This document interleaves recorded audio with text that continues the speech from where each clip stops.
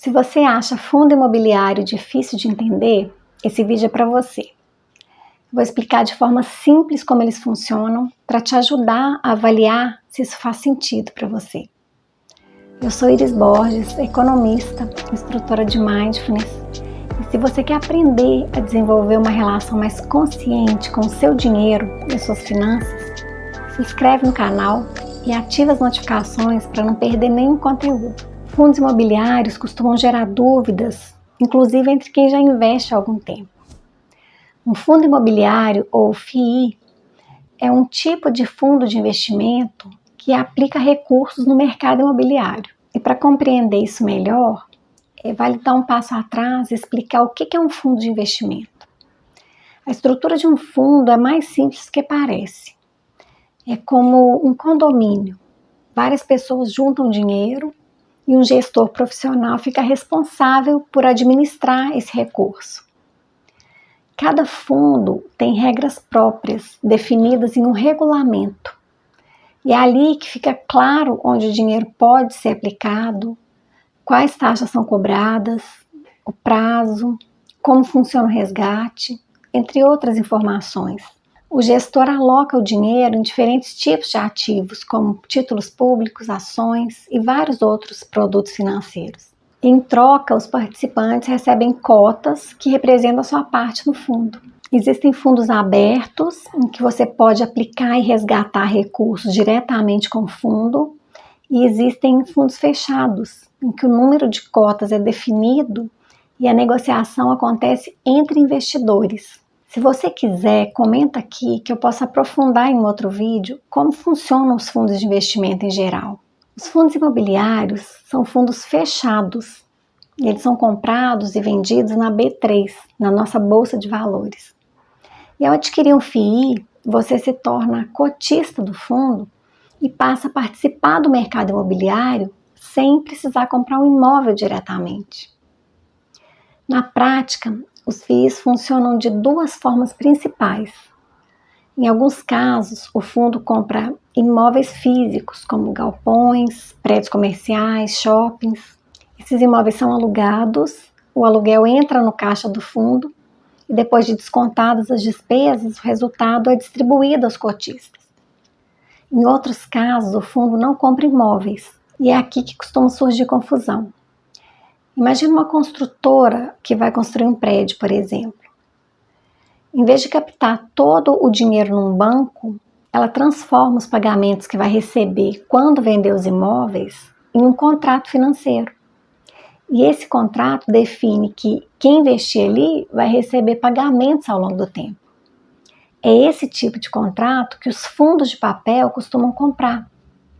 Nesse caso, o fundo não se torna dono do imóvel.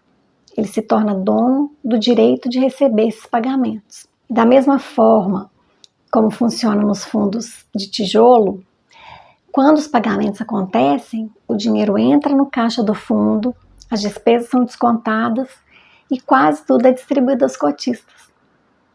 Então, nos FIIs de papel, a renda não vem do aluguel. Ela vem desses contratos financeiros ligados ao mercado imobiliário. Existem ainda os FIIs híbridos. Eles misturam esses dois modelos.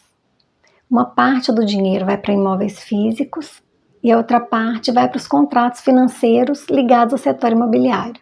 Apesar dessa diferença entre imóveis e contratos, existe uma regra comum a todos os fundos imobiliários. Eles são obrigados a distribuir a maior parte do resultado aos cotistas. Na prática, isso significa que o dinheiro recebido com aluguéis ou juros não fica retido no fundo. Esse valor é repassado periodicamente aos participantes, geralmente de forma mensal. E é por isso que os FIIs são conhecidos pela geração de renda recorrente. Além da renda, você pode também ganhar se a cota se valorizar e você vender por um preço maior do que comprou. Quanto à tributação, os proventos ou rendimentos que o fundo distribui é isento de imposto de renda para pessoa física, desde que algumas regras sejam cumpridas. Já o ganho na venda da cota não é isento. Se você vende com lucro, paga imposto sobre o ganho. Depois de entender como funciona um fundo imobiliário, é importante falar dos riscos envolvidos. Eu vou citar 4 dos principais. O primeiro é o risco de liquidez. Os fundos imobiliários são fundos fechados. Isso significa que você não pede resgate direto ao fundo. Se quiser sair, vai precisar vender suas cotas no mercado, como acontece com ações de empresas, por exemplo. O risco aqui é que pode não haver compradores quando você quiser vender, ou você pode ter que vender por um preço menor do que gostaria. O outro risco é o de mercado. O preço das cotas varia ao longo do tempo. Esse preço pode subir ou cair, principalmente porque mais pessoas querem comprar ou vender aquele fundo no mercado. Essa oscilação do preço da cota pode estar ligada à renda que o fundo paga, ao nível dos juros e à percepção do risco. O terceiro risco é o de crédito. Esse risco aparece principalmente nos fundos de papel. Neles, o fundo aplica em títulos ligados ao mercado imobiliário e funcionam como empréstimo. Se quem tomou esse dinheiro não pagar corretamente, isso pode afetar a renda do fundo. O quarto risco é o de vacância. Esse risco está presente nos fundos de tijolo, que aplicam diretamente em imóveis. Se um fundo é dono de um shopping ou de prédios comerciais, lojas, salas, se elas ficam vazias, o fundo recebe menos aluguel. Então, quanto maior a vacância ou a desocupação, menor tende a ser a renda distribuída. Então, em resumo, os fundos de tijolo lidam com mais risco de vacância e os fundos de papel lidam com mais risco de crédito. Todos estão sujeitos ao risco de liquidez e à variação no preço das cotas. Ter clareza sobre esses riscos é fundamental para decidir se isso faz sentido para você. Então, quando você olha para um FII, é importante perceber o seguinte: existe uma estrutura clara, regras conhecidas e um funcionamento relativamente previsível. Conhecer o produto ajuda.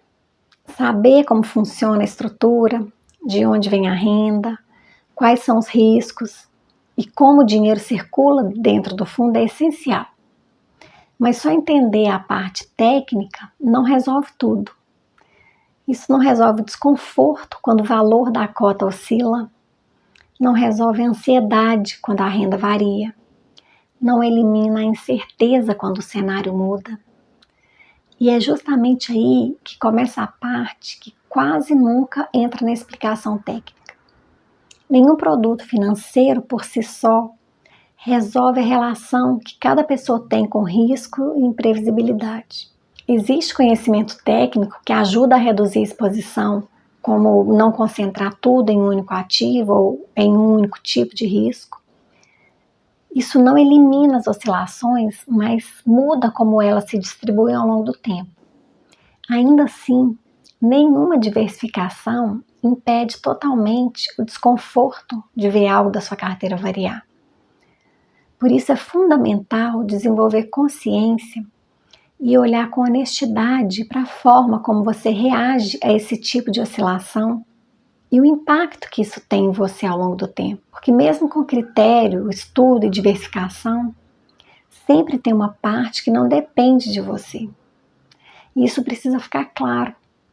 Investir não é só sobre produto, é sobre sustentar a consciência diante do que não está sob controle. Se depois dessa explicação você percebeu que os fundos imobiliários estão alinhados com seu momento e com o nível de incerteza que você consegue sustentar, já é um passo importante. Investir bem passa sim por técnica, mas se sustenta na consciência de como você lida com o risco, com o tempo e com o que não está sob seu controle. Se esse vídeo te ajudou a ter mais clareza sobre como os FIIs funcionam e sobre os limites do entendimento técnico, fica o convite para se inscrever no canal e acompanhar os próximos conteúdos. Aqui eu falo sobre finanças e consciência financeira sem pressa, sem promessa de atalho e sem tratar o desconforto como erro.